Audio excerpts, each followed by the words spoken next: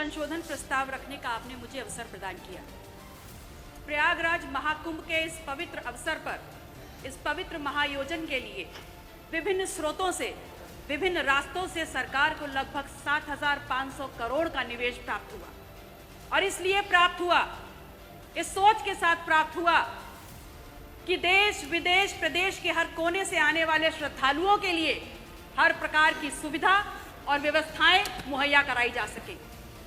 लेकिन कहना गलत नहीं होगा कि सरकार को चलाने वाले लोग और उनके चंद मुट्ठी भर अभिन्न मित्रों के लिए ये महाआयोजन आर्थिक वरदान साबित हुआ है।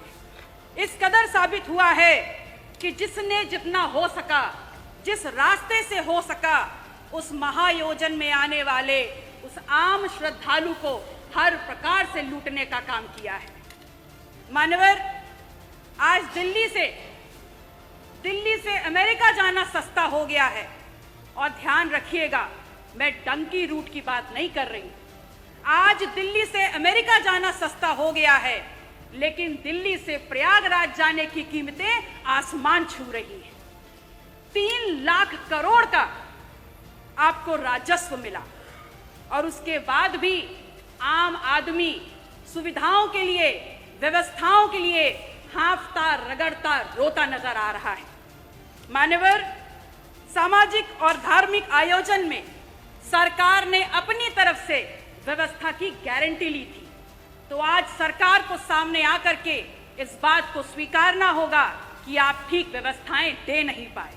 उस महाकुंभ में आई हुई संख्या को अपनी उपलब्धि ना बताएं, क्योंकि उस महाकुंभ में आई हुई जो संख्या है वो भारतीय समाज के धार्मिक चेतना का परिणाम है, वो आपकी उपलब्धि नहीं है।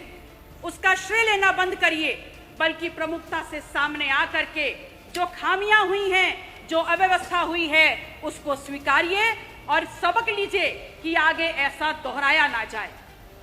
मानवर, समता, समरसता के तथाकथित संदेश के साथ इस महाकुंभ का आयोजन सरकार ने किया और सरकार इतनी निरंकुश हो गई, सरकार का प्रशासनिक अमला इतना निरंकुश हो गया कि आपने तमाम नियमों को धता बताते हुए वीआईपी कल्चर खेलना शुरू कर दिया और इस कदर उसको आगे बढ़ा दिया कि वहां पर वर्गीय विभेद के कारण अव्यवस्था और वहां पर भगदड़ की भेंट चढ़ गया। आम जन की आस्था, आम जन की भावनाएं के साथ जो खिलवाड़ हुआ है वो महज निंदनीय मात्र नहीं है, बल्कि एक पाप है। और वो पाप इस कदर है कि किसी भी प्रकार से स्वयं मां गंगा भी उसको नहीं धो पाएंगी। कितनी देर में आएगा? आप कह रहे हैं कि विपक्ष धार्मिक आयोजन महाकुंभ पर राजनीति करता है, तो एक छोटा सा सवाल आपसे पूछ रही हूं कि ये बताइए, 22 जनवरी 2025 को जब संपूर्ण मंत्रिमंडल परिषद की वहां बैठक आपने आयोजन की थी, तो क्या आप मंत्रिमंडल के लोगों को ले जा करके वहां भजन कीर्तन करा रहे थे? वो भी तो एक राजनीतिक बैठक थी ना। तो फिर राजनीति विपक्ष कैसे कर रहा है?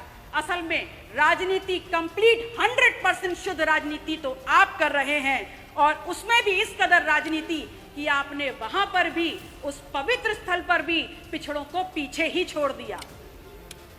आपका नारा है सबका साथ, सबका विश्वास, सबका विकास।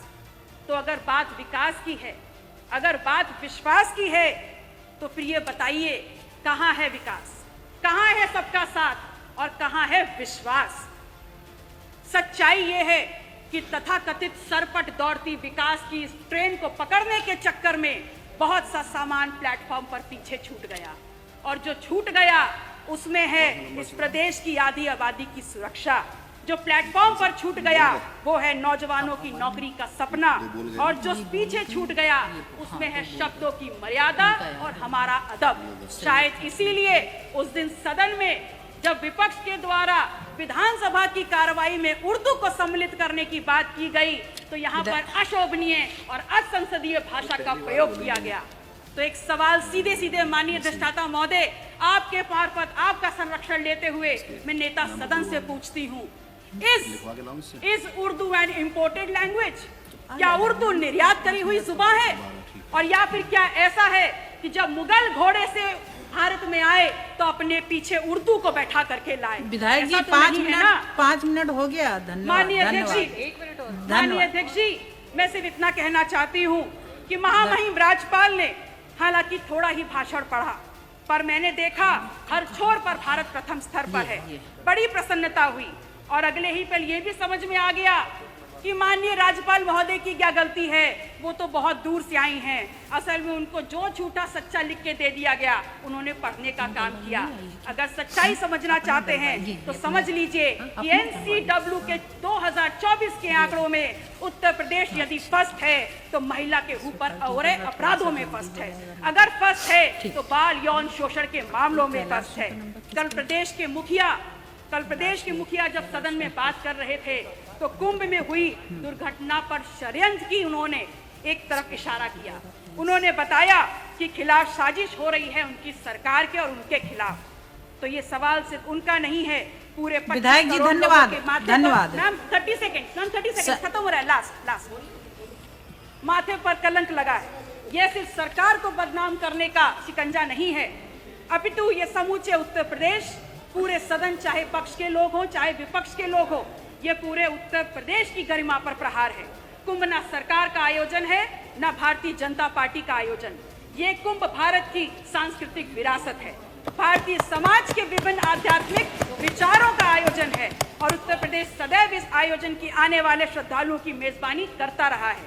और अंत में मैं सरकार से मांग करती हूँ कि जो लोग भी षड्यंत्र में शामिल हैं उनके नाम सामने लाए जाएं, उनको कठोरतम सजा दी जाए। माननीय अध्यक्षता महोदय, समय की बाध्यता है, मैं आपसे निवेदन करूंगी कि अपने क्षेत्र सिराथू से संबंधित जितने भी प्रस्ताव हैं मैं टेबल कर रही हूं, कृपया उनको मेरे वक्तव्य के साथ जोड़ने का कष्ट करें।